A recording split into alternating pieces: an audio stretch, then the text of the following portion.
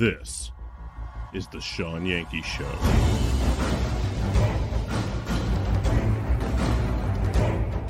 And we are, as a people, inherently and historically opposed to secret societies, to secret oaths, and to secret proceedings. We decided long ago that the dangers of excessive and unwarranted concealment of pertinent facts far outweighed the dangers which are cited to justify it. In the councils of government, we must guard against the acquisition of unwarranted influence, whether sought or unsought, by the military-industrial complex. Today, we've had a national tragedy. 2 airplanes have crashed into the World Trade Center in an apparent terrorist attack. This episode of the Sean Yankee Show is being brought to you by the support of viewers like me. We realize the importance of independent media and truth in this time of mass deceit and propaganda. We have decided to fight for and support it to keep it alive. You can help us in this fight for truth. Contribute at patreon.com/Sean Yankee. Thanks for coming to the show. It'll begin soon.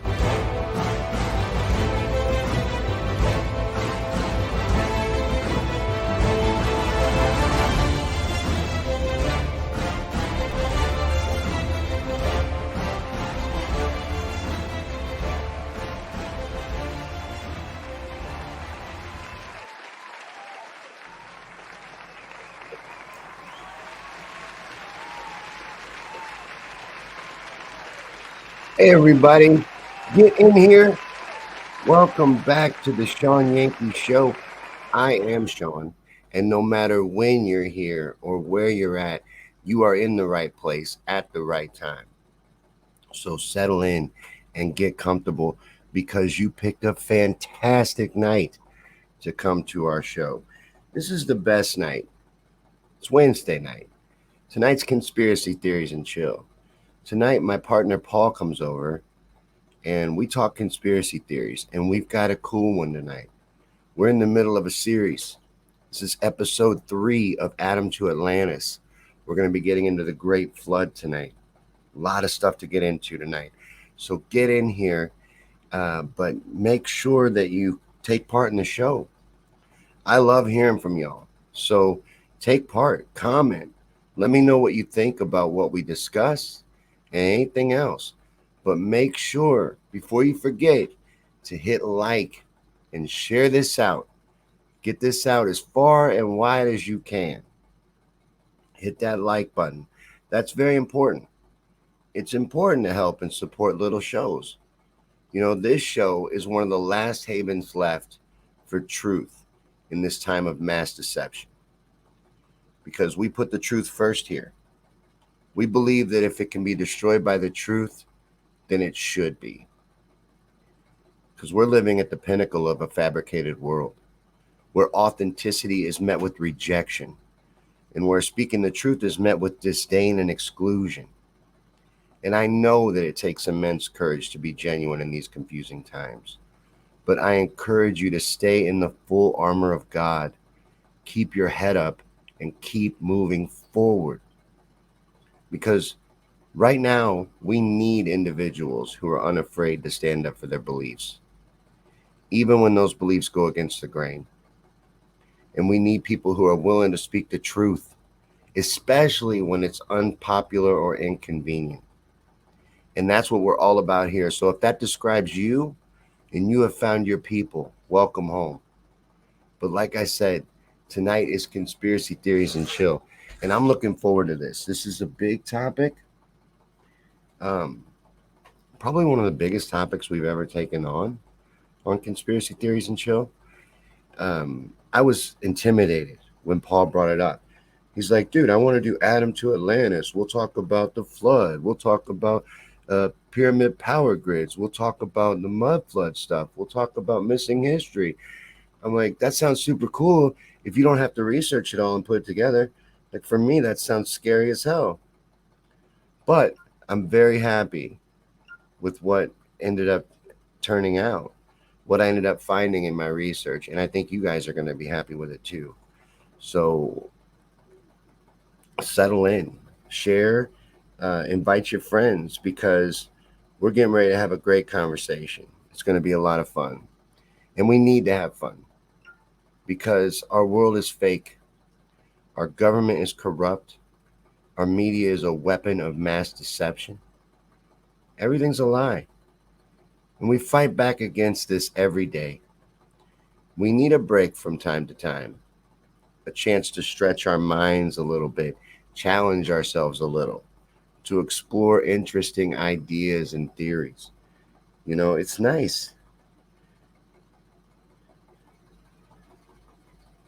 Trying to be really careful. I don't want to get in sharing jail or get in trouble on Facebook. So hopefully I didn't mess up. Hopefully I don't get us in trouble, because it's Wednesday night. Paul's here waiting. I'm excited. You're pumped. Let's get started. What do you think? Let's go ahead and get started with conspiracy theories and chill.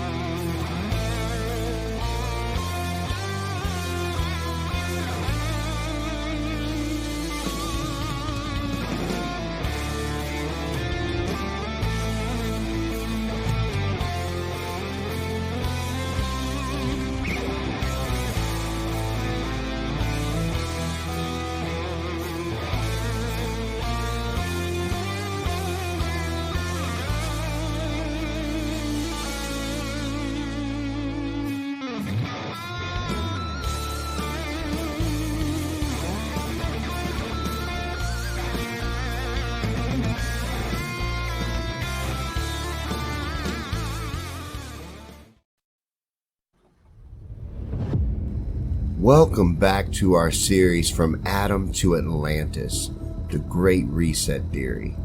In our previous episodes, we explored the possibility that a great civilization existed in our past that was technologically superior to us. We discussed how the pyramids could have been used to generate energy, and we wondered if the obelisks that we find were built to receive and channel that energy. We also theorized about what kind of technology this civilization may have had and if they waged war using that technology. And tonight, we're going to discuss how this great civilization was wiped out in a global flood. This is a topic that has been debated by scholars for centuries, but there is growing evidence that a massive flood did occur in the distant past. This flood would have been catastrophic, and it is likely that it wiped out this advanced civilization. So what caused this flood? And what happened to this great civilization? We will explore these questions and more in tonight's episode. But before we do, I want to warn you that this is a very sensitive topic. There are many different theories about what happened, and some of them are quite disturbing. If you are easily offended, then you may want to skip this episode. But if you're willing to open your mind to the possibility that our history is not what we've been told, then I encourage you to stay tuned. Tonight we're going to go on a journey that will challenge everything you thought you knew about the past. Welcome back to Conspiracy Theories and Chill. Hey Paul, welcome back to Conspiracy Theories and Chill. Good afternoon. Thanks for having me. Thank you for being here. I appreciate you doing this. This is your idea. This whole theme, this series, this was your idea. It's just turning out pretty sweet. It is, right? I'm happy with it. We got 2 down.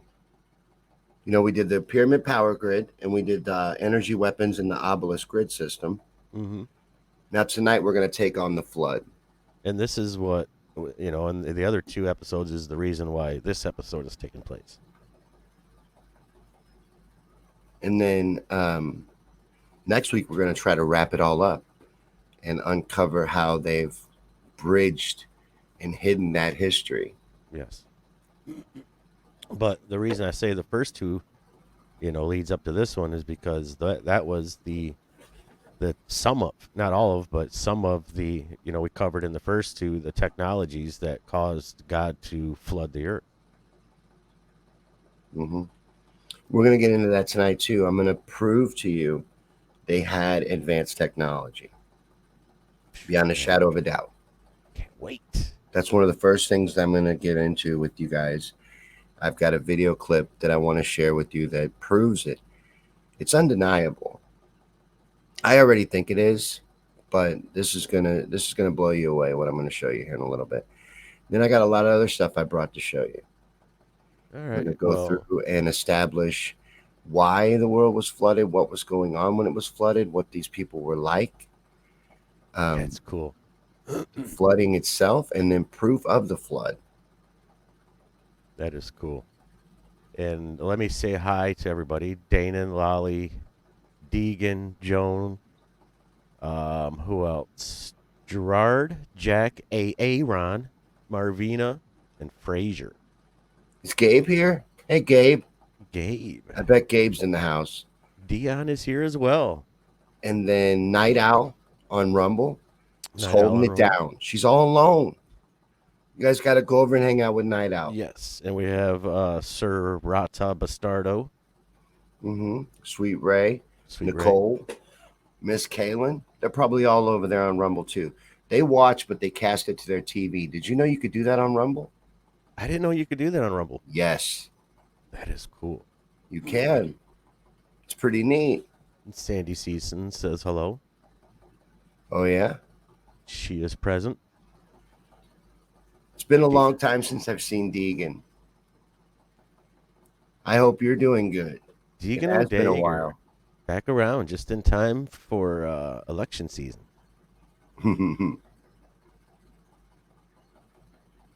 It's about to ramp up, Deegan. Strap in, It is, buddy. but did you see? I don't want to get into any current events, but did you see that they're going to try to take Trump off the ballot in some states? So far, New Hampshire and Florida. I did not see that, but it does not surprise me, though. It's crazy, right? Doesn't surprise you? Does not surprise me. This is madness. I mean, not yeah, stopping why be anywhere. surprised by anything at this point? Oh, it says our video has ended. Facebook just went down. Yeah. All right, no Facebook. Everyone will come to Rumble, though. It'll be fine. We'll continue forward. I don't know what happened. Probably the same thing. We're soliciting likes. I'm not supposed to ask people to like the show. Even though everybody else does. I've never seen a show yet where someone didn't.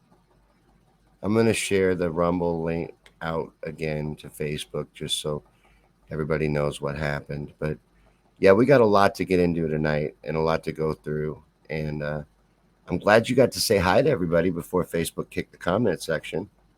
I know it. That's why I do incorporate Facebook. I do. I don't try to ignore. I put it up on the screen. I do that, but I don't focus on it because, especially now, this is like the third feed in a row that has been kicked. Maybe it's the Trump stuff. Maybe when we mentioned his name, because Lolly just said in the messenger, as soon as you said that they wanted to take him off the ballot, boom, we were kicked. Oh, really? Well, everybody's already coming over to... Dana said the same thing, too, in my messenger. She said right after he said the Trump thing. Well, I wonder if that's it. Yeah. Because you know what? They're going to ramp it up right now during, election season.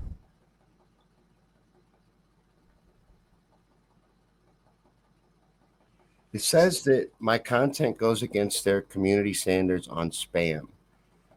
I'm repeatedly breaking their rules, and it could cause more account restrictions. It looks like you tried to get likes, follows, shares, or video views in a misleading way. So can they explain what this misleading way is? They don't explain anything, Paul. You know? It's a weapon. They're messing with your head. You know, that's why I don't care about them anymore, though. Hold on, I forgot I loaded that for a reason. I'm going to share the link to the messenger over there. I'm just going to tell everybody what happened, and we're going to move on. Mm-hmm. because it's a dead platform. Facebook is a dead platform. It's It really dead is. internet.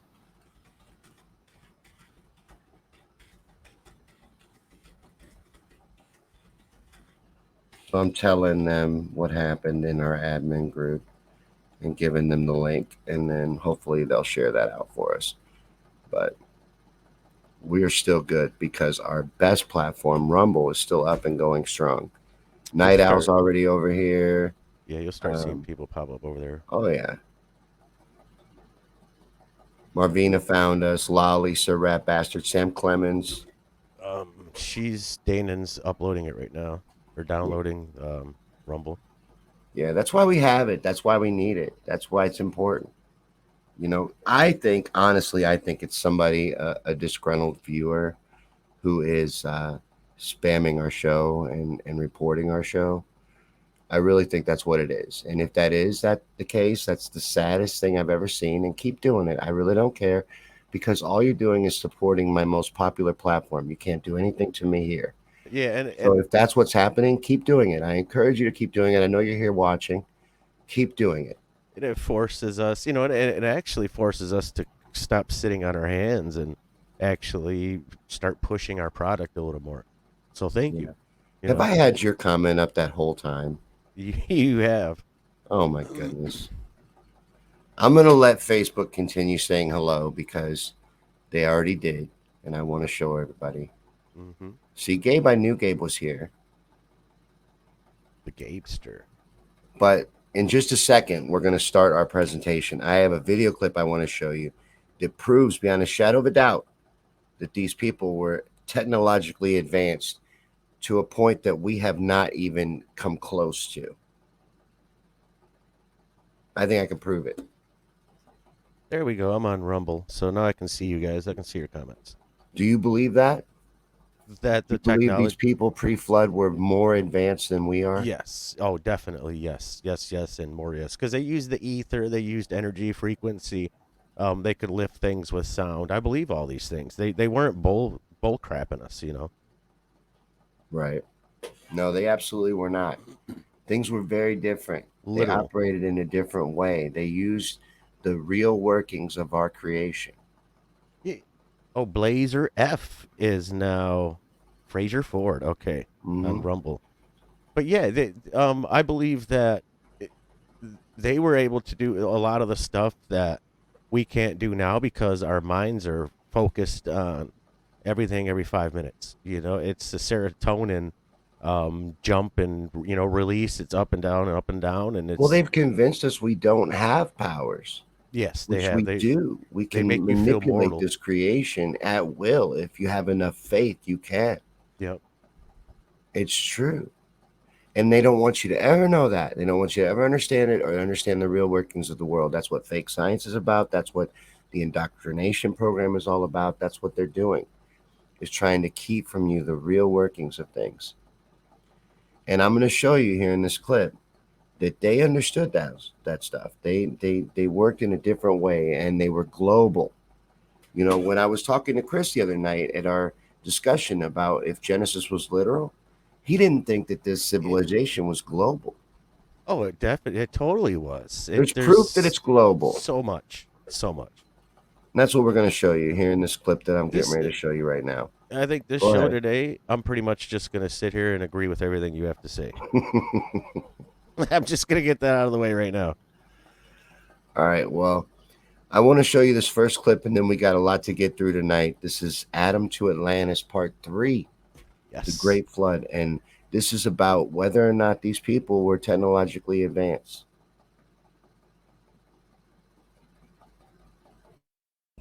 Many researchers throughout history have concluded that there was once an advanced race of humans, which were in worldwide communication with one another.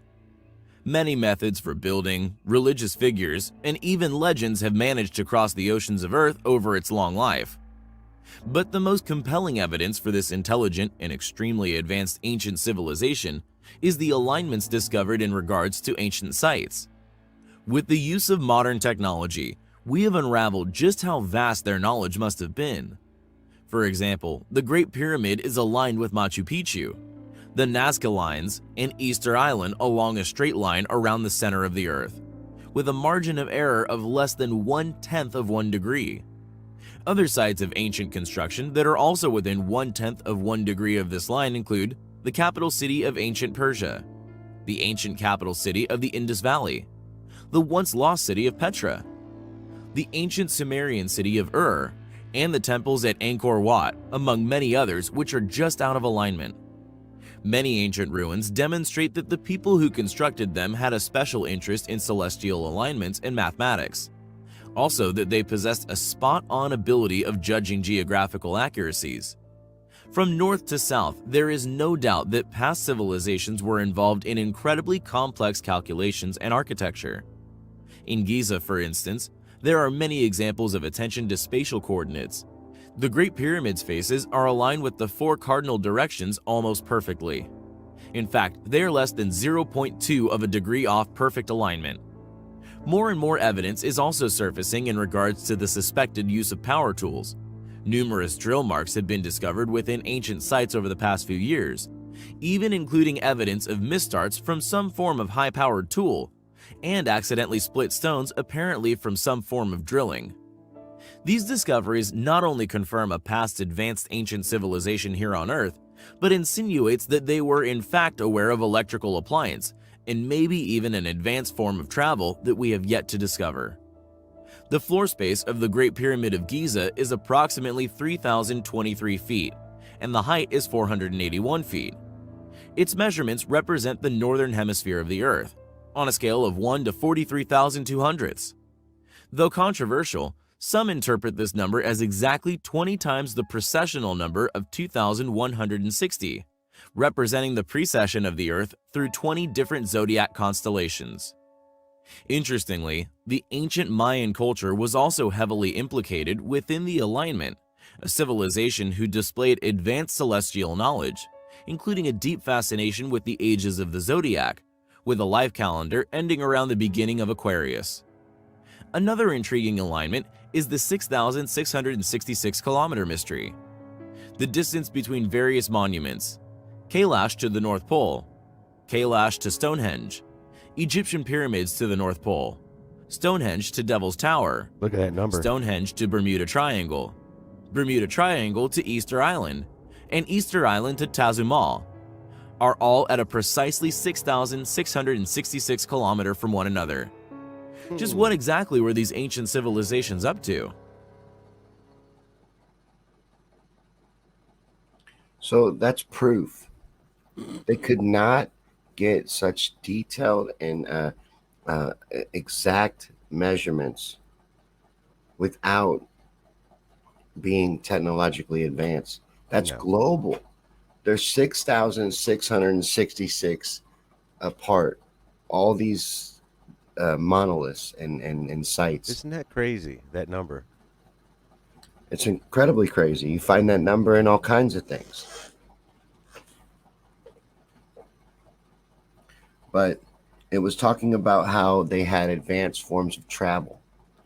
Now, many societies have pictographs and tales of UFOs and crafts in the sky and visitors that came down from the sky. And there's evidence of portals, like that portal place in Egypt, where, not Egypt, the Grand Canyon, where they were coming through to Egypt. Yes. There's evidence that there was a portal from the Grand Canyon in the United States to Egypt. Yeah, there's one in Turkey, one in Iraq, one in the Grand Canyon, and 2 more, Peru and Brazil.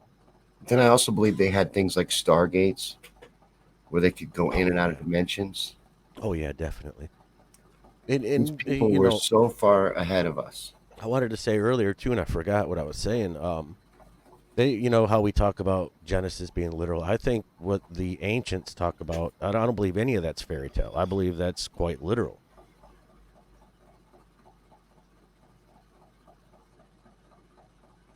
Sweet Ray's talking about the Nephilim. That's who helped them with all of this.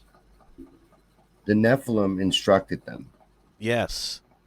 Yeah, he brought up the number too. 6,666 kilometers, the Nephilim. They're in everything. The Nephilim this is their world. We're just basically in a layover. You know, this isn't our world. This is not our Earth. Everything on it's going to crumble to dust, including us. Well, the Bible's pretty clear that Satan is the Lord of this earth. Mm-hmm. Yeah, and other than the first 2 chapters of Genesis, nowhere else in the Bible does God ever say that the earth is good. Only when he created it. And then as soon as he created man, we came and messed it all up. We have a tendency to do that. We do. We sort of do. But I believe that. I believe the fallen instructed man, and they gave us information that we weren't supposed to have, and we went wild with it. Oh, yeah. And I think that was the intention of the fallen. Because I think they're trying to destroy, and they can't do that. They have to have us do it. They can't destroy or create. And I also think that there's Nephilim wars between the Nephilim. Like they use us as their soldiers against each other. And when they wage war against spirituality, I don't think it's just one Satan. I think it's multiples. And I think they even, because that's all they know is hate and all that stuff. Who knows? Maybe they even have warring factions within their own faction. You never know. And they would definitely put us in the middle as pawns, no doubt. Yeah, they're playing us against each other. And I think the reason, though, is that they need us. I think these fallen entities need us. They're not capable of things like creation. They weren't made in God's image. I think that's one of the things they cannot do. Wow, that makes a lot of sense. I think they're not capable of imaginative thought. They're probably smarter than us, but not able to imagine things. Right, and that explains the abductions and DNA splicing, even to this day, going all the way back to caveman days. I mean, they've been writing about it. They're jealous of us as well. It's kind of like when you see a spider and people are like, it's more afraid of you than you are of it. They're afraid of us. They are envious of us. They hate us because they want to be us. Yep, they never got what we got. Right. And Sir Rat Bastard was talking about everything's literal. This stuff, they try to get you to believe it's fictional because it's easier to control you that way. God's not a liar. Satan is. God laid it all out for you. Clear as day and literal. Sweet Ray brings up Eve. Basically, you know, what tempted Eve with Satan wasn't an apple. And didn't that creep you out, though, when I brought up Lilith last week? Yeah. Out of nowhere.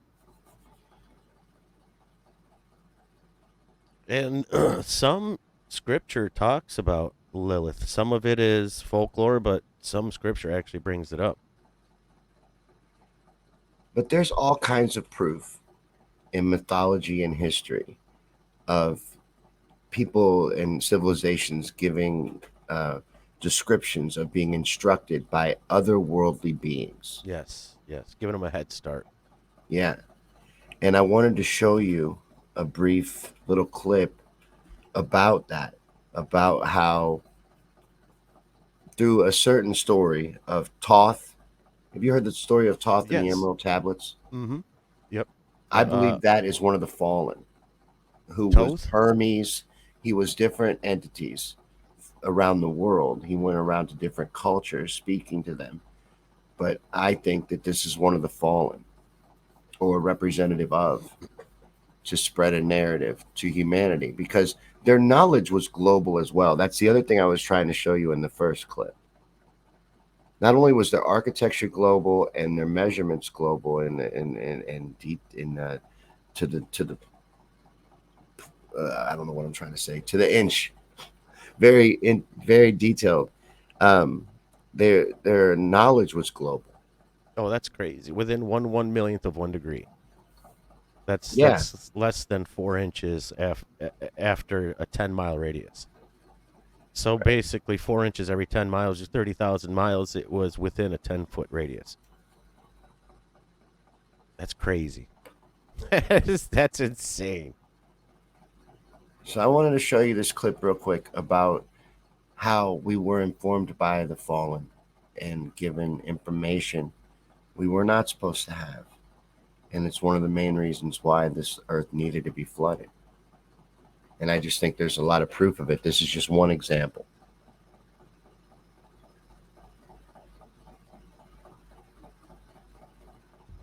Plato described Atlantis as being divided into 10 kingdoms, each with its own government, its own rulers, and its own purpose.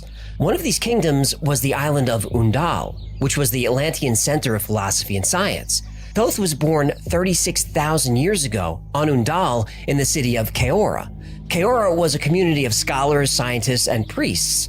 Thoth was trained by his father Thotme, who was a very important figure in Atlantis. Thotme was one of the Children of Light, who were an advanced race that lived alongside humans. The Children of Light provided the human race with science, language, and eventually technology. Some have said these beings were extraterrestrials, or the Anunnaki, or both. Though the Children of Light weren't gods, they would appear godlike to any normal human. But these are mortal beings. They're born and they die, just like we do. Whoa. But if he could die, how was he in Atlantis 36,000 years ago and then in Egypt 5,000 years ago? I'm getting to it. Sorry, go ahead. I like this story. I thought you would. Anyway, Thoth's father Thotme was the keeper of the Great Temple, which means he was a high priest who carried messages to the human race from the Children of Light. Wise were we with the wisdom of the Children of the Light who dwell among us. Strong were we with the power drawn from the eternal fire. And of all these, greatest among the children of men was my father, Thotme, keeper of the great temple, link between the Children of Light who dwelt within the temple and the races of men who inhabited the 10 islands. The 10 kingdoms of Atlantis were created by an entity named Horlet, sometimes called the Dweller. And Thoth spent many years with the Dweller learning the art of wisdom. Thoth excelled in his studies and was finally invited to the halls of Amenti. It's there where Thoth is given the key to life, immortality. And he, like the other Children of Light, can reincarnate every 100 years. Now, as an immortal, Thoth is responsible for keeping the ancient knowledge that he's been taught. Then, a great flood destroys Atlantis. Well, how long ago was that? 13,000 years ago. Oh, and when was the Younger Dryas? 13,000 years ago. Uh-huh. Yet another flood myth takes place during a period of time known as the Younger Dryas. Every culture on Earth has the same flood myth. Anyway, in order to preserve the knowledge and culture of Atlantis, Thoth is one of the teachers sent out to establish new colonies around the world. One of these colonies is in South America. Another is in Central America. Thoth travels to a land the Atlanteans call Kem, but we know it as Egypt. Thoth took with him a tablet carved out of green emerald, though some believe it might have been crystal. Others say the tablet was made of orichalcum, a valuable ancient metal that, according to Plato, was mined in Atlantis. On this emerald tablet, Thoth wrote the secrets of the universe, including the key to immortality. This knowledge would become the foundation for ancient Egyptian alchemy. They taught them things they weren't supposed to know. Yes. But that got into a whole lot of things, like the Children of Light. This is what I think the fallen may have referred to themselves as. Satan himself, Lucifer, is referred to as the light bringer, the light bearer. I think maybe they may have referred to themselves as the Children of Light. Good point. In other cultures, just to briefly mention, that was covering Greece, Roman cultures, and the Egyptians. But you have Sumerian tablets, you have Chinese legends, etc., on and on, going into these creatures, extraterrestrials, is what everyone agrees on. But that is what a fallen angel would be. They're not of this world. Mm-hmm. Exactly. They're not men. Yes, I mean, technically they would be extraterrestrials, aliens. Yeah, and how did he travel the world? He traveled all over the world. How did he do that? He had to have some method of transportation. Thotme traveled on a great fiery ark. He and you hear that a lot, especially in the Bible, when they talk about the vehicles that brought these fallen angels or aliens in. They bring that up a lot. Fiery arches, fiery arcs, horse and carriage, a fire carriage. You hear that a lot in the Bible. I agree with Sweet Ray, though. This is all deception to turn us away from God. Yes, it is. Blazer F brought up, and I tried to bring this up last week. I couldn't remember his name. Hermes Trismegistus. And he was responsible for putting together the, supposedly he was responsible for putting together Stonehenge. And he was also responsible for the Great English Ley Line stones, which are magnetic, and they say they're super haunted. Like if you go in camp there, that you'll see things in broad daylight type stuff. And there's also the English Ley Line rocks that go for 500 miles in a straight line, and they're monoliths, but they're only about 5 to 10 feet tall. Something I cut out of there was there's more on Atlantis. There's a lot of different people besides Plato that have theories on Atlantis. Well, and Plato didn't see nothing. See, Plato got his information fifth hand. He got it from his great uncle one time removed. That's a fact. And he actually, the guy who where he got the story from, was actually from Egypt and traveled through Africa a lot. And I'm just going to leave that there. And you know where I'm going with that. I'm not going to ruin it. I'm leaving it there. What'd you think about that thing where it talked about how he reincarnated every 100 years? Oh, man. Do you think that's just something they would tell people to help them understand them being immortal? I wouldn't know for sure, but I get that feeling, yeah. They take on new identities. That, and I think they didn't know that after the flood that they were only going to live 30 to 60 years like us. Because remember, the Kingstone, these people were living 30, 40,000 years. And then all of a sudden after the flood, 60 years. And I don't think they thought that. I think they knew that we were mortal as humans, and I think that they thought that they were always going to be, living for that many years. And so they would tell us, BS like that, knowing that they'll outlive us by 10 to 20 generations, and the story will always look true. But I think they got a rude awakening after the flood.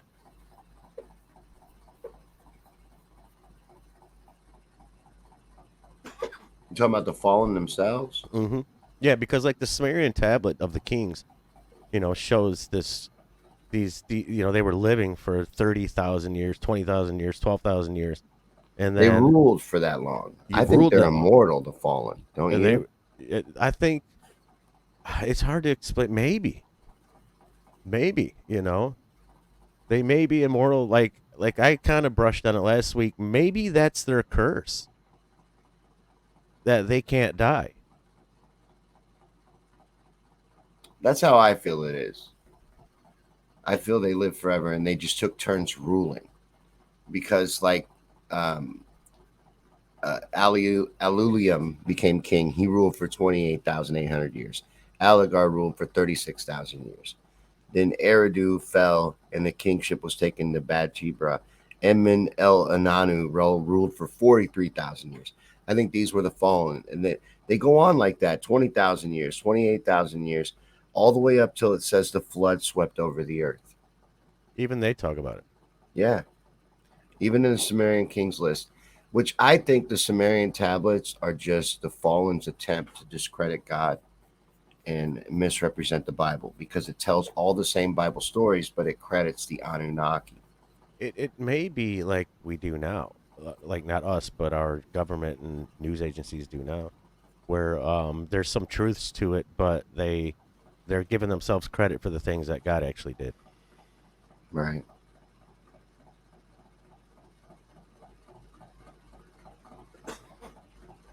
But maybe there's, I don't know if it's rumor or fact, but, when there's one video, two videos, okay, they can be fake. 3 videos, it's starting to get weird.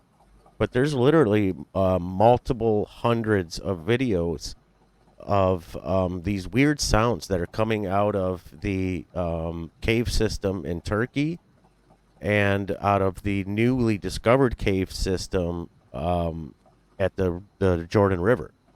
Now that the Jordan River has dried up, and it says in the Bible, in Revelations, that when the Jordan River dries up, that the fallen, the dead, will rise. And are they even dead, or are they banished to the undergrounds until the time of Jesus? And they come back, and when they come back is why Jesus comes back, because he already knows what these people are capable of. Maybe. I'd like to hear from some people in the comment section, and let us know what you think about these fallen entities. Do you think they were immortal? Do you think they have limited lifespans that they constantly animate? What am I looking for there? Do they do they reincarnate? Reincarnate, yes. Or are they already here?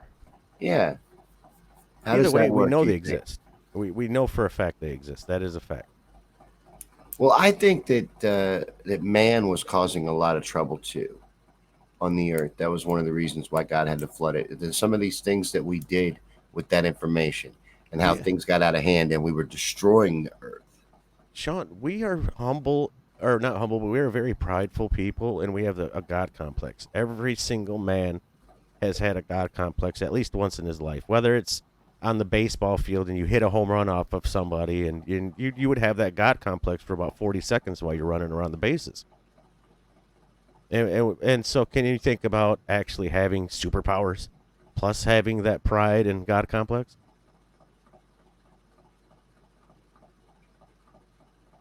There's no way. No. Yeah, they got way out of hand. They were trying to destroy the earth. I think they were mining the earth. I think they were gutting it. I think they were destroying it. I think there was nuclear wars. I think there was all kinds of things going on. All these reasons why God had to put an end to it. Yes, and it wasn't just the fallen breeding with human women. Not that that shouldn't be enough, manipulating the genetics of humanity, but it was more than that. And they were messing with space and time too, man, because the fabric of it, because they had Vimanas and Stargates and portals, and they all talk about it. It's not like, one fairy tale. I mean, it's literally in thousands of books that are supposedly from witnesses. But I want to show you a clip about a war that I think went on this planet. That was a nuclear war, and I think there's evidence of it. And we're going to talk about some of that in a little bit after this clip. That's awesome. This has to do with the Atlantis and Lemurian War.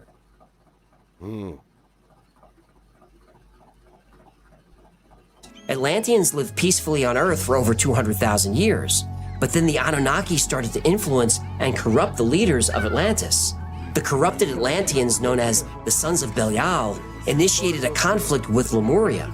About 25,000 years ago, Atlantis and Lemuria disagreed on how to rule the Earth. Atlantis wanted to dominate all tribes and civilizations worldwide, but the Lemurians wanted the Earth's civilizations to develop on their own, so they ordered Atlantis to leave them alone. Atlantis refused. Lemuria insisted. Atlantis chose war. The beginning of the war was the year 10,468 BC. In his writing, Plato mentions 9,500 BC as the year that Atlantis was destroyed. An ancient historian named Hemus reports a terrible catastrophe that occurred in 11,000 BC. But how were these civilizations destroyed? Well, the Atlanteans had extremely advanced technology and weapons. Their technologies and weapons were beyond what we know today. Flying crafts powered by fire crystals traversed the skies. Great energy beams harvested from the earth itself fueled weapons that could level mountains. Lemuria was not as well armed and could not avoid war. They burned the world with solar heat and tried to draw energy from each other. Rivers have been changed, and the height of the mountains and the strength of the sun have changed. There have been continents that have been flooded. In the end, more than 60 million Lemurians died. The survivors took refuge in Agartha and later attacked Atlantis. The Earth became unstable as a result of nuclear explosions, and because of that, the Earth's axis changed and the poles shifted. All that remained of Atlantis are ancient structures like Stonehenge and the Great Pyramids. The civilization of Atlantis did not survive the conflict. I think that's what was going on. I think there was much more happening, and God had to destroy the earth. That's why they wonder, where did everything go? I think they were wiping themselves out before God had to step in. That, and if you can imagine multiple comets hitting the Earth at the same time that you have gushers coming out of the Earth and the sky is falling, it's gonna, dude. It's literally everything will be to dust. Everything except stone monument. The only thing that would be left standing after all that would be a stone monument. That's it. And that's the only thing that is standing. Is all these stone structures, nothing around them, nothing, the guts of them, none of that, none of their belongings. And they're like, well, why didn't that survive? And we only think that because we build out of plastic and things that are eternal. They didn't probably build that way. They didn't have those kind of things, so their things would have degraded over time and we wouldn't find any of it. They probably thought that would be idiotic to create plastic and just moved along. Yeah, they never would have created plastic. They were more environmentally friendly, more in touch with the earth. So that wouldn't have been something they would have done. And then the Anunnaki, in my opinion, just represent the fallen. Yeah. And they are extraterrestrial. They're not 100% lying. The best lies have a little truth in them. Mm-hmm. They always tell man they're not of this world, and they're not. But they're not from some other planet. They're not from Nibiru or Planet X. Yeah, and from another dimension. They're not ignorant either. If they're gonna lie, what they're gonna do is find some real life awesome stuff and then take credit for it, which would be the creation of man and gene splicing and getting the earth going and and all of that, and then just take credit for it, because you're not gonna write, if you had a chance between two stories. One of them is a true story full of awesome events. The other one is something you have to think of at the last minute. What are you going to go with? You're going to go with the story that's already written. You're just going to take credit for it, change the names, plagiarize it. That's basically what they do. That's what the Sumerian tablets are, in my opinion. Plagiarism. Yes. Yes. And, I think that they were also trying to help cover up for some of these things. One thing in particular was the giants. And they're still covering up for it. Bastardization of human genetics. They do talk about that a little, except they say the Anunnaki did it.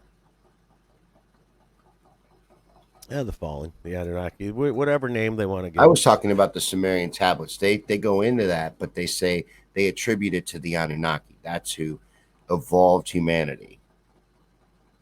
The Anunnaki are supposed to be giants as well. Like, they're depicted as holding lions like they were puppies. Mm-hmm. Yeah, the Epic of Gilgamesh. Mm-hmm. He had like a pet lion. He holds. Yeah, but if you ever really look at it, dude. So the guy's got bling, right? He's got a gold chain around his neck. He has a wristwatch. He has the ZZ Top finely combed and braided beard, right? I mean, and they spoke a language that a lot of, like, they have the their Epic of Gilgamesh actually is what we refer to as the Adam and Eve story.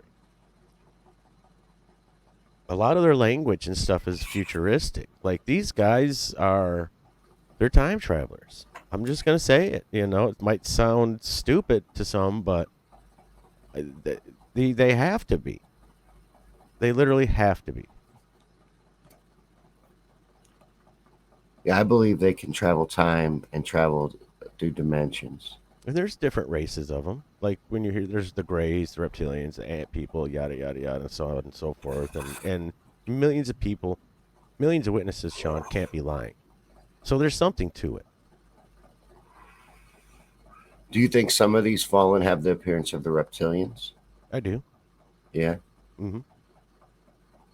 Oh, yeah, the shapeshifters they're prevalent in folklore and all kinds of legend.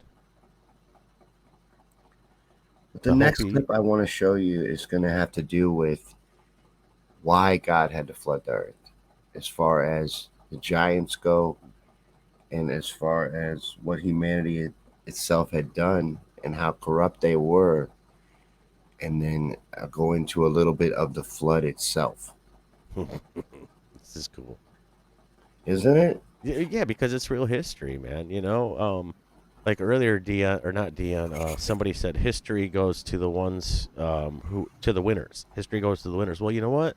Right now, we're winning, and that history is gonna go to the winners. Who knows for how long, but we are winning. So let's check this clip out, and we'll be right back with you after this. Let's do it. Deep within the confines of Lovelock Cave, a remarkable and enigmatic discovery has sent shockwaves through the world of archaeology. Reports have surfaced from the small town of Lovelock, Nevada, of the remains of abnormally large humans have been found in the depths of this sacred site, leaving researchers and scientists excited but scared at the same time because this discovery was huge. Local legends have long held Lovelock Cave as a sacred and revered location for Native American tribes who have called this region home for generations. According to their beliefs, the spirits of their ancestors reside within the cave's confines, diligently guarding it from any outsiders. For centuries, the site was guarded by these age-old stories, until the 20th century, when a group of archaeologists decided to venture into the cave to uncover the mysteries concealed within its walls. Their goal was to find out more information about the valuable insights into the lives and traditions of the indigenous tribes who once lived in the area. But just like Sir Leonard Woolley, they also weren't expecting to find the skeleton of a giant. This unprecedented find has led experts to speculate about the possibility of an entirely new species of humans, evolving parallel to how regular humans were evolving. Some researchers are even drawing connections to the ancient concept of the Nephilim, but apart from the sheer size of the skeleton, it's hard to confirm if these giants were in fact Nephilim. But the bigger question here is, if these giants did in fact exist, they would have been much more powerful than the average human. Then how could they go fully extinct while the regular man evolved anyway? Well, there are a few explanations for it. In some ancient myths and legends, giants were depicted as wicked or corrupt beings. As a consequence of their wrongdoing, gods or divine forces might have decided to bring a great flood upon the earth to cleanse and purify it. This flood was so massive that it wiped out both giants and regular-sized humans alike. The story of Noah's Ark in the Bible is a well-known example of this. According to the biblical narrative, God saw that the earth was filled with wickedness and corruption due to the actions of both giants and humans. In response, he decided to send a catastrophic flood to cleanse the world. Noah, a righteous man, was chosen by God to build an enormous ark to save himself, his family, and a pair of every kind of animal from the impending deluge. The ark was designed to withstand the powerful floodwaters and keep its inhabitants safe until the waters receded. During the flood, the entire earth was submerged, and all living creatures outside the ark perished, including the giants. The floodwaters rose so high that they covered even the highest mountains. Only those aboard the ark survived, and once the flood subsided, Noah and his family and the animals emerged to repopulate the earth.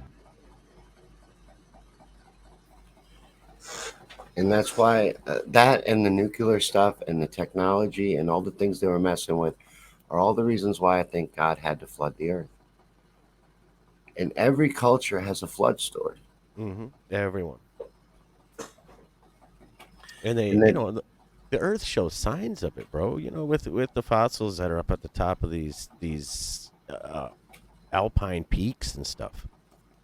There are fossils of fish and seashells at the top of Mount Everest. The top of every mountain.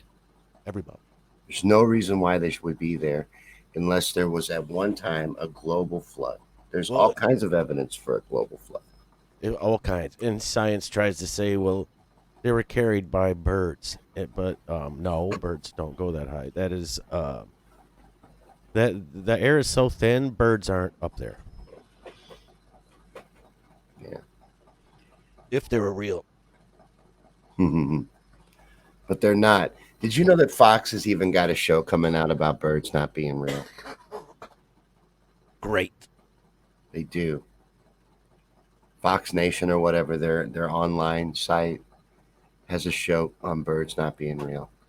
Man, some people will just cash in on anything. They'll get views from what you watch. So that picture that they showed of the ark in your video right at the towards the end, that was the ark the guy made in Kentucky, and he did it literally inch for inch from the. I would love to go see that. That would be amazing. The Ark Experience, it's built exactly to the specifications in the Bible. Mm-hmm. It's in Kentucky. Huge. It's like 5 football fields long and 3 football fields wide. Oh, you could literally fit a football field worth of people in there. And just for instance, Michigan Stadium holds 110,000 people comfortably. And this thing is the size of 10 Michigan stadiums. And Sir Ratbasser is talking about how the Smithsonian has actively hidden every bit of evidence concerning giants. They are masquerading as a museum. They hide hidden history. That's what their entire purpose is. They're dodging Freedom of Information Act. They even made a law that no artifacts found, especially if they are Indian American artifacts found, are to be shown to the public, or if anybody requests to see them from the public, that they are supposed to show them, right? But the clause in it is, unless it is a federal agency, and then also with an asterisk next to it, it says that the museum and the Museum of Art are federal agencies. So basically, here's a law saying that we have to show you everything, but by the way, we don't have to show you anything. Yeah, they're liars. They're sellers of the deception. Mm-hmm. That's what their point and purpose is. You know, they sell all the lies there at the Smithsonian. But there's been a massive cover-up of history that has gone on in every culture, not just ours, to muddy the waters and distort real history. Yes. And this is something that they talk about. It's something that is not fringe even. It's just that the people that speak out against, like, for instance, the timeline of Egypt or any of these things, accepted history, are just ostracized and made to be fringe. It's not. It's more of a minority of people that actually still believe those archaic things about Egypt or the Sumerian tablets or things like that. The people that are contradicting that information are more. There's more of them. They're just not given a microphone or put cameras in front of. Unless you're Joe Rogan. Joe Rogan has them on all the time. Well, there's that God complex again. We think we're smarter than everybody and that nobody else could possibly be any smarter than us. When the ancient Egyptians literally tell you in their own text that we are squatters, and the original Egyptians were the Kemens, and the Kemens built all this, and they say that, and we're like, no, they didn't. And they're like, no, seriously, the Kemens built, we didn't build this. And we're like, no, I don't believe you. I think you built it. And it's like, no, I did not. And then we're like, yes, you did. We argue with them about their own stuff. They're selling a false image of history. And this next clip I want to show you has to do with Graham Hancock talking about why they're hiding this history and how it's happening. He real quick, he was an atheist. Him and Jordan Peterson, those guys are really good friends with each other, and they were both atheists through the 80s and 90s, and they did the same thing as Einstein. They set out to try to disprove God and wound up proving him real, and now these are two of the biggest believers in Jesus Christ that you will ever see. So let me play this clip. This is from Joe Rogan of Graham Hancock talking about why history is being hidden and how it's being hidden. Nice. This is new information. This is new science that's been mainly published in the professional journals since 2007. It's very intriguing new information, but we cannot any longer trust the established model of the origins of civilization, since it does not take into account an extinction level event right in the foundations. And that's why I say the house of history appears to be built on foundations of sand. Now, this hasn't been adopted yet, but is it resisted? Has mainstream? Yes. It is. It's being resisted. Whenever you propose a cataclysm of any kind, it's a curious thing. I don't know whether it's psychological or something more sinister than that. But whenever you propose that and present evidence for it, you can be sure that you will be descended upon by a furious crowd of critics. If we look here at the image, now this is not from the catastrophic flood we're talking about here. Obviously. But interestingly enough, this was a 100-year flood that happened in Georgia back in 2004. And what we had was a floodplain that got overtopped for the first time in decades, and it left these current ripples here. And I use this slide to show what we're used to on the scale of phenomena that we would normally see, this kind of phenomena. So this is a normal, very large, major storm. Yes. That, makes sense. This was Hurricane Ivan when it came through in 2004. They referred to it as a 100-year flood. Right. So this is a massive storm, but it's nothing out of the ordinary, really. It's just, it's rare, but huge. It's rare. What you'll see here is, I've got a measuring tape here. You're going to see the wavelength is about 3 inches, the amplitude, the vertical height of these things is about 3/4 of an inch. And so these are all, what we're looking at is all dried dirt that has sand. Sand. It's been rippled. It's been carried along, swept along in this water that was over this floodplain, which was 2 feet deep. Carried along, and as the water declined, it deposited this sand and then rippled it as the final stages. And we're looking at this what year? How long after the storm was this? This was a week or two after the storm, because within a month this was all obscured by wind and everything. So now, just so you've got this by comparison, we'll go to this. This is what Graham was just talking about, Camas Prairie. And what you see here is there's ranches out there, and you've got this 10-mile long field of these gigantic ripples. And if you look up in the upper left-hand corner of the screen, you can see some of these ripples. They're, like Graham said, they're 100 to 300 feet in wavelength, and they're up to 50 feet in amplitude. And the water that flowed through here that deposited this was over 1,000 feet deep. Miles. So this is fractal. You get it. Exactly. You get it in the small scale. In the first image, Randall showed the same phenomenon there with a flood just 2 feet deep, and then we come to this humongous testimony. It would seem that this would be something that a lot of mainstream scientists and archaeologists would be extremely interested in. Like, why would they try to ignore something like this? The first thing they've tried to do is to get rid of it. This is often the case where new information emerges that contradicts established theories. And it's a strange phenomenon in science, because we like to think of scientists as rational and reasonable people. But the fact is that when you get very committed to a particular model, to a particular idea, I think you start to connect your own personality to it. And any attack on that idea becomes an existential attack on you yourself. How sad. And it is sad, because again and again what we see is the new facts being dismissed because they don't fit the existing theory, where in fact what we should be doing is modifying the existing theory to explain the newly discovered facts. And this is a problem in the whole history of science. But today, things have changed, and what I see is the archaeological mainstream in a state of denial about this information. They just don't want to recognize it and absorb it, but they're going to have to recognize it. It's going to be forced upon them, whether they like it or not. It's so sad, because you count on these people to distribute the information, but their egos get involved in things, and if you've been teaching something for a long time, then it turns out you gave out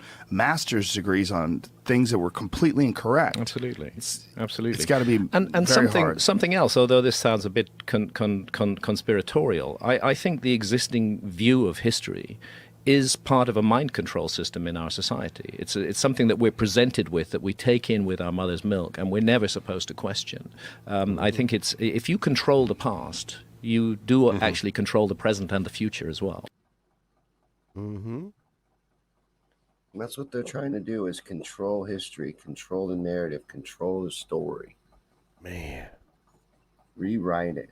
You know, and he says he you know what he's getting to, right? And he can't, because he is a scientist at the end of the day, whether they call him pseudoscience or not. At the end of the day, he's still a scientist, you know, and he, when he says that they deny a cataclysm event, and he goes, and you can think to yourself, you know, the reason why, whether it's sadistic or just glossing over fact, you can pretty much figure it out for yourself, he said. And he's basically telling you that because nobody wants to admit that the Bible was true. No, they admit there's a flood. Graham Hancock just thinks it was due to comets impacting the Earth. And it could very well be part of it. I think it was multifaceted. The other guy on this show right there that was on the panel, the bigger guy. Yeah, Randall Carlson.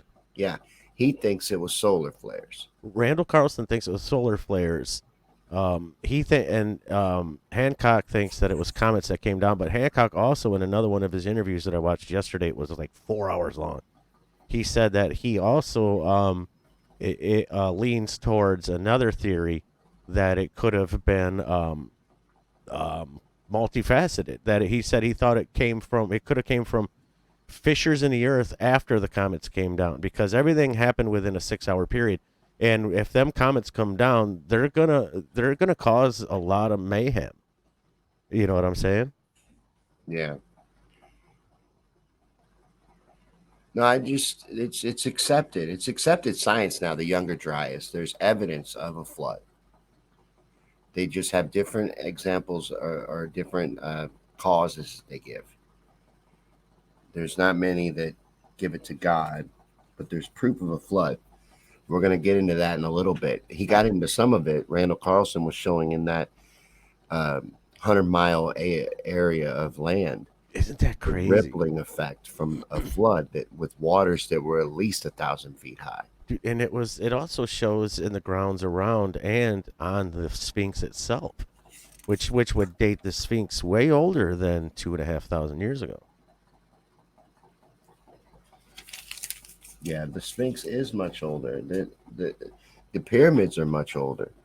These things were not built by the people they tell you they were built by. They were squatters, the Egyptians. They were squatters. I love that term because it's a real term. They found that. Yep. And so did we, like we being, you know, modern society. But yeah, I mean, look at your Capitol buildings, y'all. Look everywhere. Look in your cities, your city capitals, your downtowns. These buildings are everywhere, and they stand out like a sore thumb. And there's one real deeming thing about these things is that they all have a plaque on them that says "Founded in," right? Like you don't see when they built Comerica Park. That was a newer park. It was built in like 2005. You know, you don't see "Founded in 2005" anywhere on that park. But yet, when you see these older, you know, pre-Victorian era buildings all over America, especially in the fairs and stuff, and I don't even want to get into that. We can be there all day on that one. But these buildings are literally everywhere, and they look the same as they do when you dig them up when they're 2,000 years old. Yeah, we're going to be getting into that next week. That's all going to be in the mud flood episode. That's what we're going to be talking about next week, uncovering and digging up of this history, how they covered some of it up, how they repurposed some of it, and how all that went down. That's what we'll be getting into next week. Yep, the proof of all of it. Yep. We'll be breaking that down, and that'll be the end of this series. We'll be bringing this series to a close next week, so you got to come back for next week. But we got more to get into tonight. We still got to get into proof of the flood. Yes. There's proof of the flood everywhere. Everywhere. You know, and then people always tell me especially when I'm debating like an atheist, where'd the water go? You know, if the God flooded the earth, where'd the water go? Who says it went anywhere? The earth is 70% water today. 70% water. Think about that. Who's to say there wasn't a lot more land before? Right. Maybe there's evidence that there was. Maybe I'm going to show you some here in a little bit. And so people at home can get an idea of what 70% water looks like. Put 10 softballs in a square in front of you, and then just pull 3 out. The rest is water. That's insane. That doesn't even, the 3, the 3 balls that you would pull out, you wouldn't even notice them being gone. And that's how much land we have on this earth. So it's literally all water. And you can see in a lot of these GPS and satellite that you can literally see the original shorelines, man. Yeah, there's a lot of evidence for it, and we're going to get into some of that tonight. Love it. So we're going to look at this. We're going to look at, is there evidence of a flood? So that's the next thing we're going to talk about. Real truth here today. Hell yeah. That's what we're doing, though. We look at real evidence. We don't go by somebody else's, BS that they read in a book. We're trying to make sense of it. I try to look at everything, and then, I hope that you'll unpack it yourself. You'll take what I bring you to the table, and then you'll look at it for yourself, make your own conclusions. And that's what people should do more often. Yeah. Look at all the avenues and come up with your own conclusion. Right. Let's check this out. This is a little more from Randall Carlson about proof of the flood. I think Graham Hancock might be in here too. They're buddies.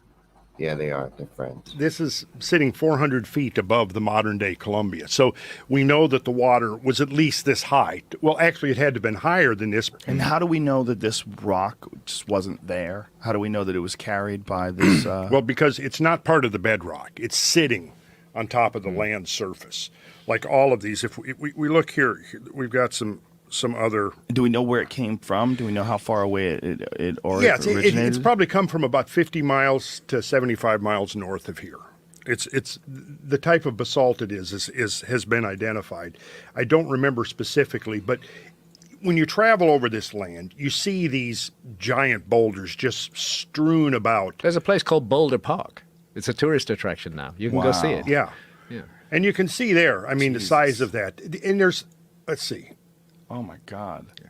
So they just stand out, like out of nowhere. And this thing was transported almost 200 miles from, its likely origin was Mount Robeson, and we didn't get to this one. Mm-hmm.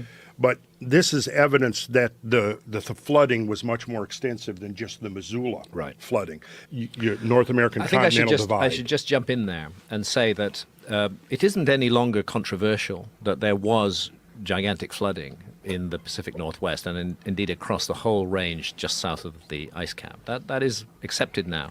But the very idea that there was flooding at all was hotly opposed for decades. There was a great American geologist called J. Harlan Bretz, who was the first to document the fact that there had been colossal flooding in that area.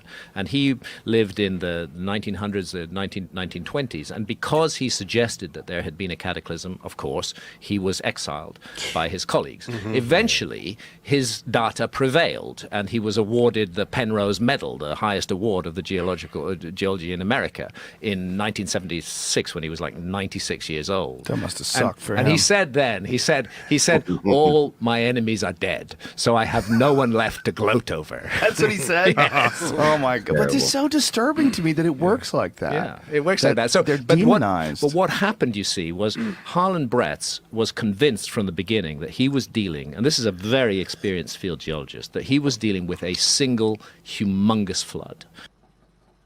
There it is. Single humongous flood. You know how much volume of water it would take to move a stone as big as a house, as heavy as a skyscraper, 200 miles? This water was higher than mountains. It was higher than Everest. 4 to 6 hours. The whole globe.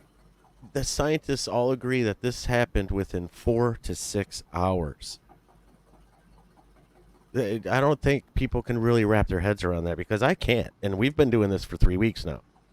And I still can't wrap my head around that much. Miles of flooding. And I'm not talking about miles wide, I'm talking about miles high. Within 4 to 6 hours. Well, I wish now that I would have included some of the stuff about like the dinosaurs in heavy air quotes and like mammoths and these creatures that died in this death pose. They all died in the same like death pose, like trying to get air, as if they were covered in mud very rapidly. Wow. And I believe they existed. I just don't think they, they look like they do in Jurassic Park. I just think When they they were bigger find animals. them, when they find their skeletons, they're most often in this pose where they look like they're trying to breathe for air, like their last head breath. upright, look like they're trying to struggle to breathe. And then sometimes they're in the middle of a fight. They're in the middle of fighting each other, and then all their bones are broken. So that would be instant, like ice coming from above, because the water from below would have shot up into the atmosphere and then came back down as ice. Yeah, the fissures. And that's been proven too. That there's fissures all over the earth that they call craters that they are recently finding to actually be freshwater fissures that had been in use at some time over the past 13,000 years. Danon gave us the height of Everest, so 29,000 feet high. The water's got to be higher than that. Man, that's intense, dude. That is intense. It is. Because that's where the seashells and the fish fossils are. They are. There's whale carcasses on top of Everest. There's no reason for that to be there. That's a fact. You can look that up. Yes, a whale carcass. That's true. That is true. There's no reason for that to be there unless it was flooded at one time. There's just tons of evidence of a flood. It's so hard to wrap my head around. And then when you look at Everest being underwater? Yeah, Everest being underwater. And then the other thing is when I sent a video, well, I don't know if I sent it, but I posted it. It was a preacher talking about the Great Flood and the proof of it, and he was standing at the Grand Canyon, and they were right at the Devil's wraparound, and right where it wraps around, like a horseshoe.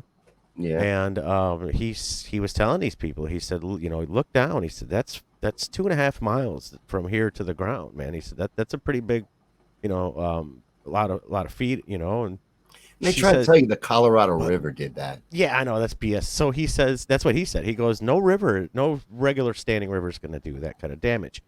He says, for one, he goes, and for two, he turns him around and he points up another 1,500 feet up in the air, and he says, you see that ridge line up there? He said, that's a basal salt line. He said, that is where it was. He said, it cannot be argued. He said, that is salt, and they do find artifacts between here and that line right there that prove seashells and all kinds of stuff. And he says, so now do you believe in a great flood? And these kids they look like they look like you told them Santa wasn't real. That's a lot of water. So you're looking 2.5 miles below your feet and another 1,500 feet above your head. Just in that area. And it would have been in different heights in different areas. And then something to point to something you said a little bit ago, where you were talking about on Google Earth, you're able to see coastlines that go out much further than the current coastline. Yes. Things underwater that are buried. Yes. This next clip I want to show you has to do with that. Underwater cities and things that have been discovered in the ocean.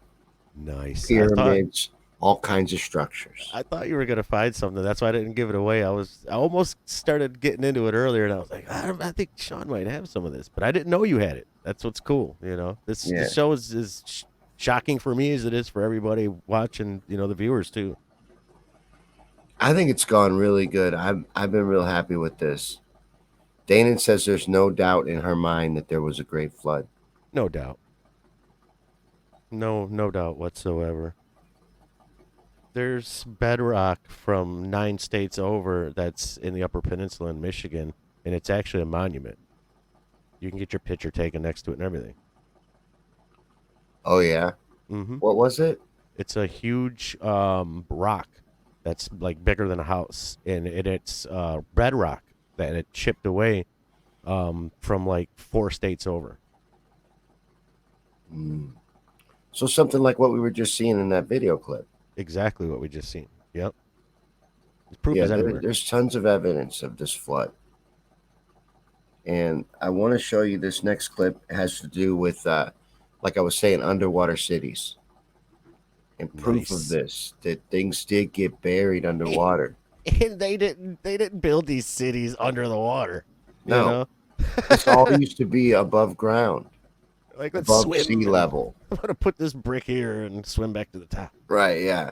I'm gonna build this pyramid under the ocean The floor. water, because Right. it's boring to build them above water. You know, chicks don't dig the guys that build the above ground pyramids. Right. So check this out. For decades, questions about the Bimini Road remained unanswered until in 2009, a team led by archaeologist Jez Alexander mapped a grid of the ocean floor surrounding Bimini using a combination of Google Earth, satellite imagery, and ocean floor maps. As Alexander amazingly described, they discovered foundation ruins, rubble sections of building walls, and ruins of large public edifices. Some of what remains standing clearly show evidence of intelligent structure, post and lintel construction, parallel wall sections, and right angles. Things that could not be explained as having been natural in origin. Just like off the shores of Cuba, it appeared they discovered the submerged ruins of an ancient city. Could this really be true? Could deep below the ocean waves lie ancient cities from a prehistoric past? And if so, what could these forgotten cities tell us about human history? Nearly 2,500 years ago, the legendary Greek philosopher Plato penned one of his most long-standing and most notorious works. It told a story of the lost continent of Atlantis. According to Plato, Atlantis was an advanced island civilization which had existed many centuries before the ancient Greeks. Its continent was an island larger than Libya and Asia Minor put together, located just beyond the Pillars of Hercules, meaning beyond the Strait of Gibraltar, somewhere in the Atlantic Ocean. The fate of this mighty civilization is described by Plato in his dramatic conclusion to the story.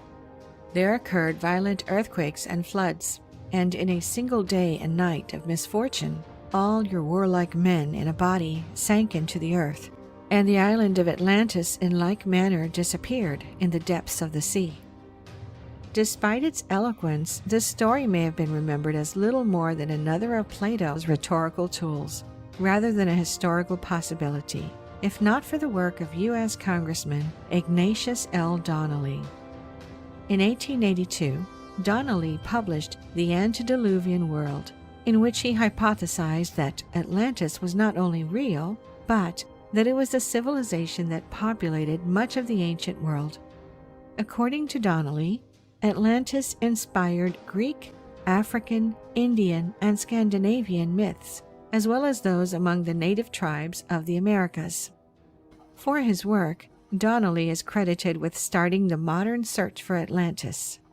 In the 1930s, this search led American psychic Edgar Cayce to claim he knew where Atlantis was and when it would be discovered.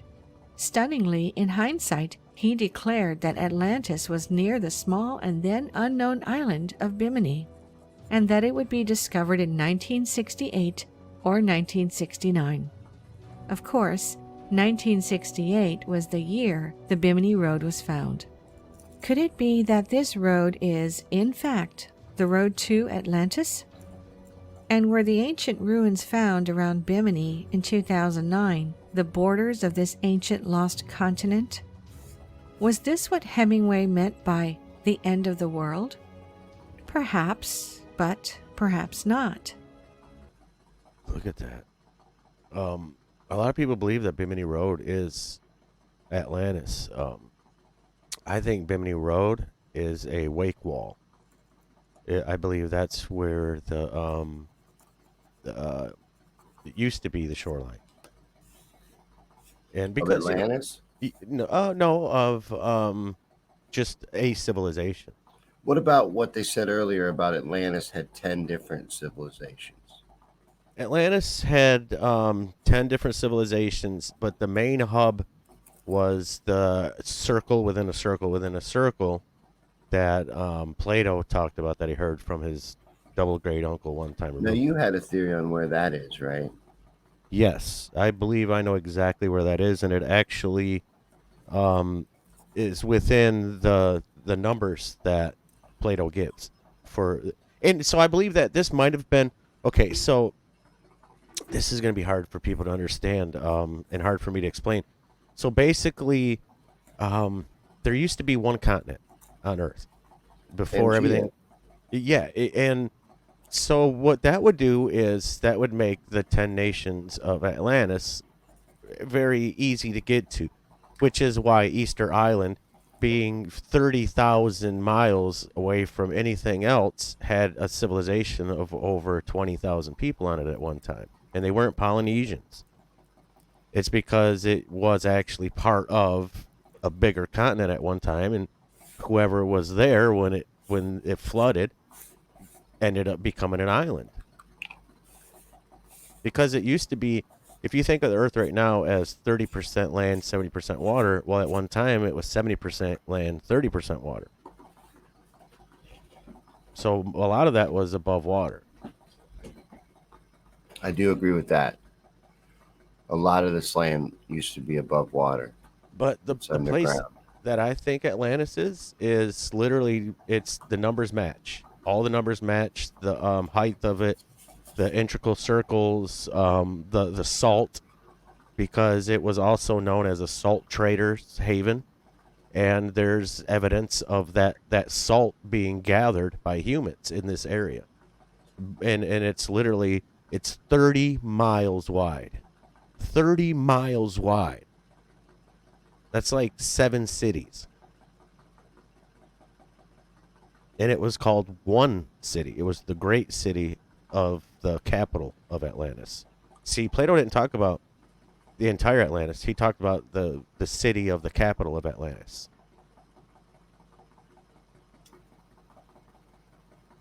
So I believe I found it. And some people agree with me, some people don't. Well, I was going to show it to them. Where is it? Okay. It is known as the Eye of the Sahara, and it is in Africa, and it is in a region of Africa that is known to quite recently have been ocean property and green lush, vegetation. Every 700 years, this area in Africa, it's a wave. It comes and goes. So for like 700 years, it'll be the Sahara Desert. For 700 years, it'll be there it is right there. It'll be this intricate seaport, and it changes every 700 years. Comes back, goes forward, comes back, goes forward.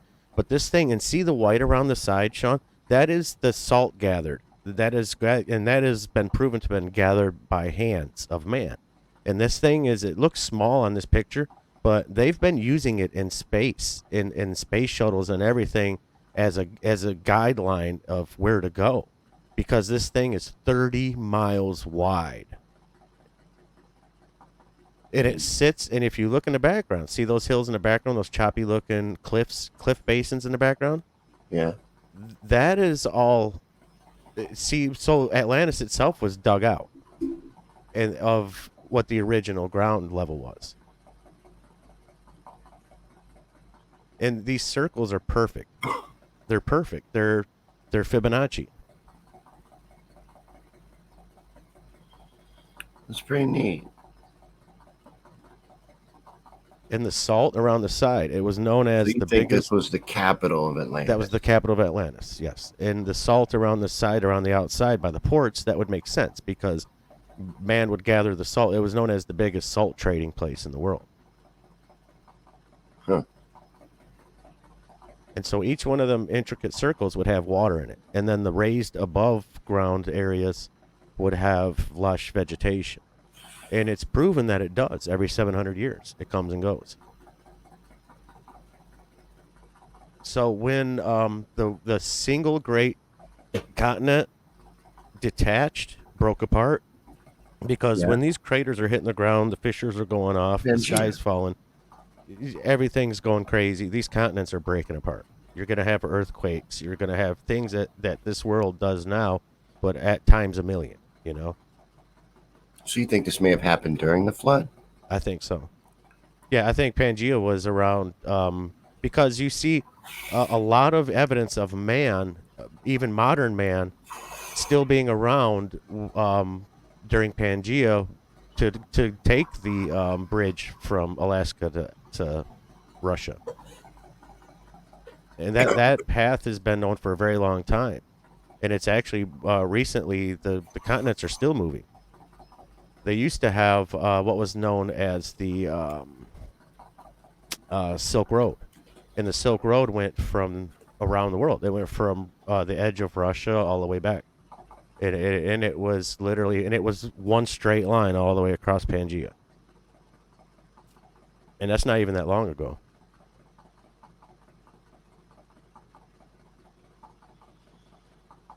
I could see that making that happen. I've always wondered what would cause the continents to split apart and move apart. God. Yeah, that makes more sense. The right hand of God. Yeah, that makes more sense. Everything happening all at once. It's basically like they say on Mars, I don't know if it's true or not, but they say on Mars that there's tornadoes that have been whipping around on that planet for thousands of years. Same tornado that has never dissipated, and it's literally like a category 700, that type of stuff.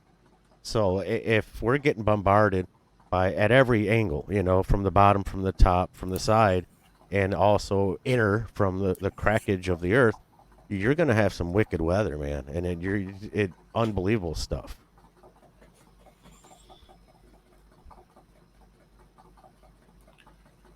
Well, that was what I brought to the table for part 3. I thought it went really well. I loved it. I'm looking at the comment section right now, see if anybody agrees with me. You know, and the Bimini Road thing, I thought that for sure that was Atlantis for a long time until I really myself did my own research on it. And Bimini Road is straight lineage, and it goes all the way out, and they're walls. It's literally what it is a breaker wall is what it is. It used to be go out into the water because these people were sea-bearing people, man. Don't let history fool you. The history books are wrong.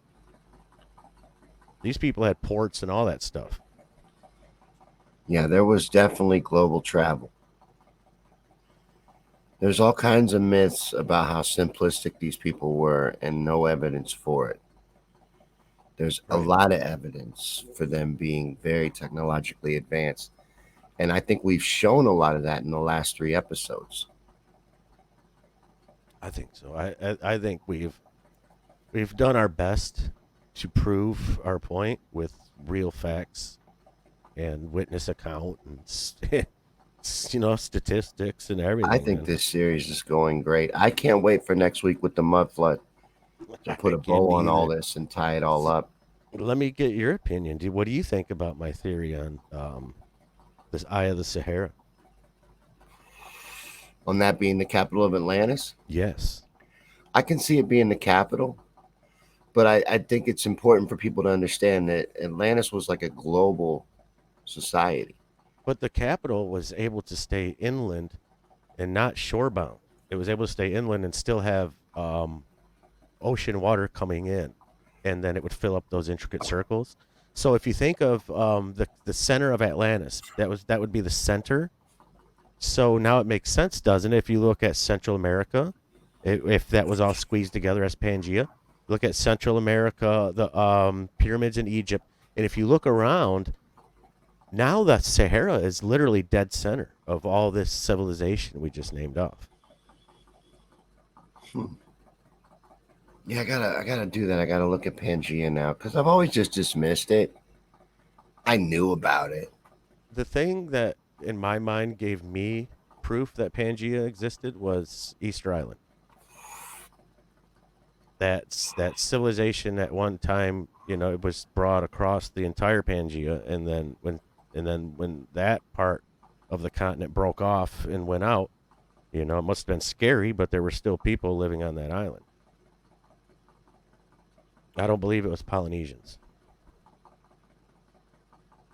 And you know what? This is the Easter Island happened so long ago that the Moais are half buried in mud, which I hope we get to next week. Those Moais are almost proof that something happened, Night Owl was talking about how northern Pennsylvania and most of New York is sitting on salt mines that had to come from the Great Flood. Michigan, too. Oh, really? Half our state is sitting on a salt mine. Yeah, they have, it's big as like 10 cities, underground salt mines in Detroit. If you want, you can look that up real quick, too. And they'll show you pictures and stuff. You can actually take tours and stuff. Detroit salt mines. And they were found in like 1870 or something. And right now they're at a point where you could fly a plane under there. That's how big it is, dug out. Oh, wow. It's pretty cool. Let me show everybody. Yep, there it is. And it's huge. I mean, it's literally huge. I wonder if they got more images.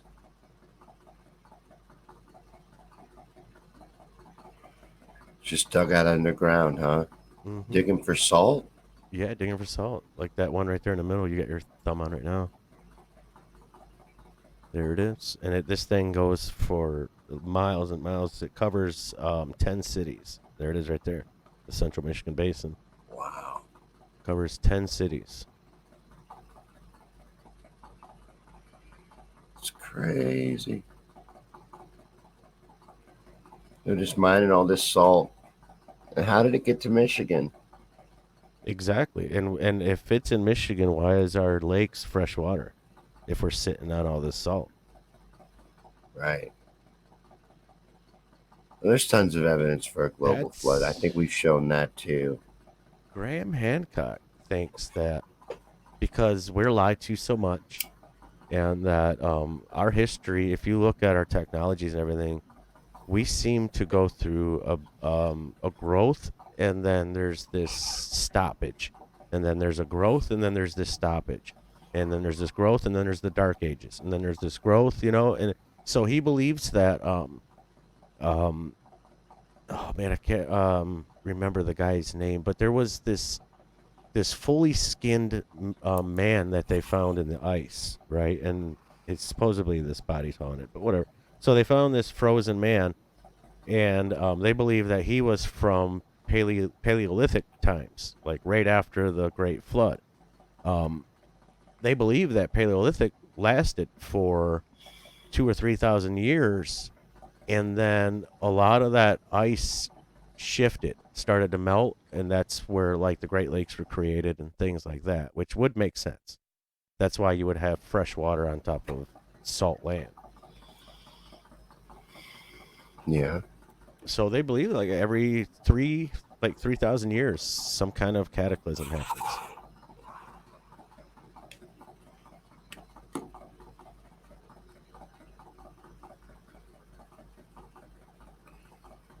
Well, sir, I think we've come to the end of another Conspiracy Theories and Chill.